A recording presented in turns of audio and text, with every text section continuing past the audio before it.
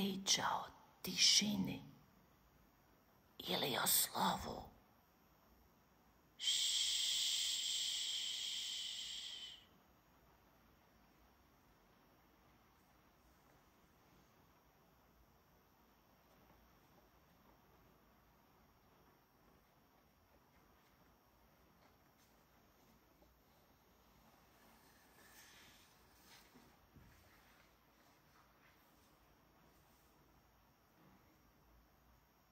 Tišina nastupa kada se zatvore kajdanke i kada se potroše sve visinke i nizinke.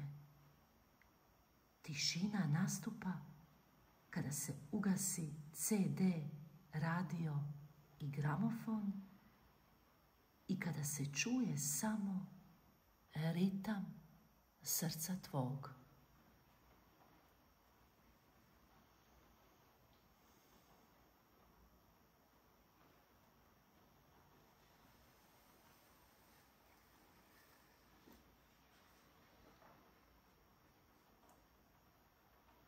Tišina je na zidovima u muzejima, gdje se diviš samo remek dijelima.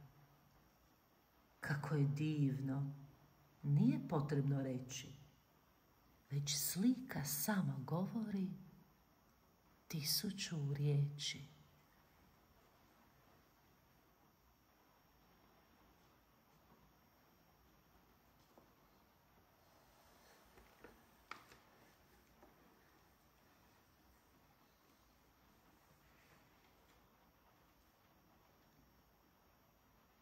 Tišina je na policama knjižnica. Ispod prsta prašine ona se sakrila. Jer za odabrati pravu knjigu potrebne su oči, miris i tiha slova na papiru.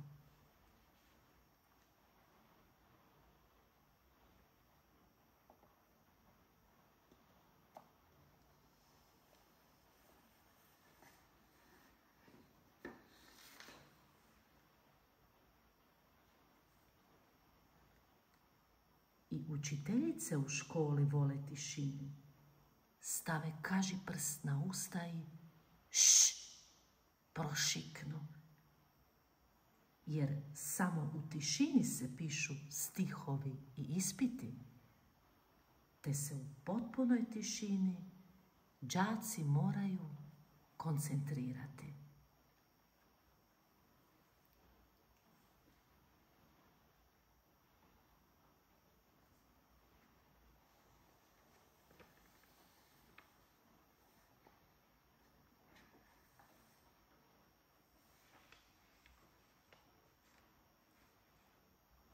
U tišini se ribe love, jer i sa samo tišinom može riješiti slobode. Ako se pak čudom ulovi zlatna ribica, ispuni joj 3 želje. Slobodica, slobodica, slobodica.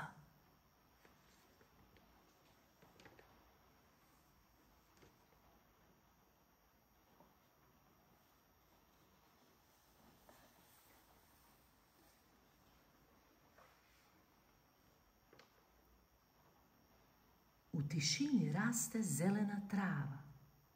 Pokušala ju je čuti mala dječja glava. Svaki je dan tu travu slušao i molio djeda da travu ne bi pokosio.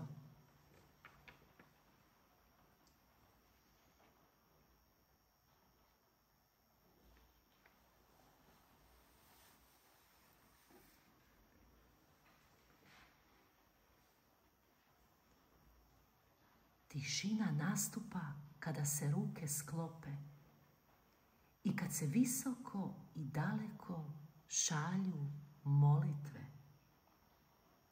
Tada se oči polako zaklope, te se u mislima najčešće riječi šalju tiho tiše. Volim te.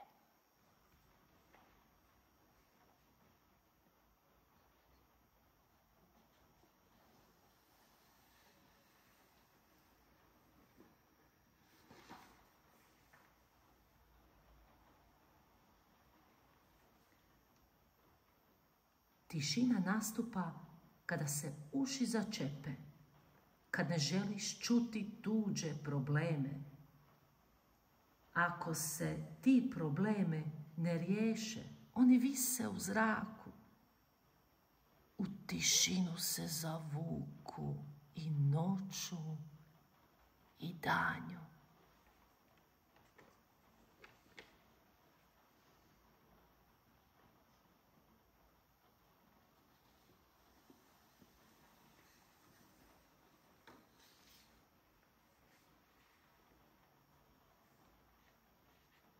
Nakon svih napisanih stihova i pročitanih knjiga, svih visina, nizina i dubina, uslišanih i poslanih molitava, gromoglasnog pljeska tvojih gledatelja, nastupa tišina, vječna i spokojna.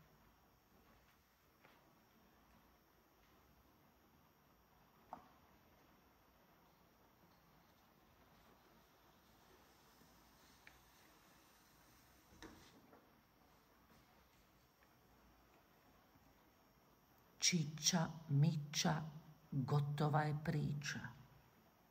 A do sljedećeg slova, o tišinu se mora.